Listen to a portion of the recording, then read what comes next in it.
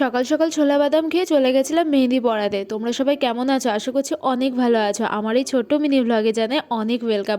ব্যাগটা সাইকেলে নিয়ে নিয়েছি আর তারপরে একটুখানি রেডি হয়ে চলে গেলাম মেহেন্দি পড়াতে। আজকে একটু চাপে আছি, কারণ সকালে যেতে হবে মেহেন্দি পড়াতে, তারপর দুপুরে আঁকানো আছে আর বিকেলে যেতে হবে ব্রাইডাল কলকা করতে।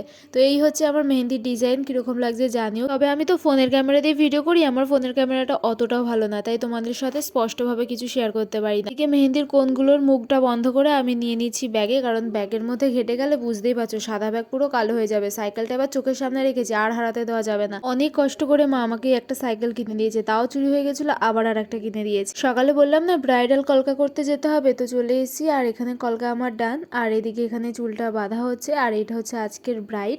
আর আমার ব্রাইড বলবো না, কারণ আমি সাজাইনি, সাজিয়েছিল ওই দিদিটা, আর আমি গেছিলাম শুধু কলকাটা করতে। ক্যামেরাম্যানও চলে এসছে। চলো, আমার আর থাকলে চলবে না, তাড়াতাড়ি করে বাড়ি যাই। দেখা হচ্ছে পরের দিন।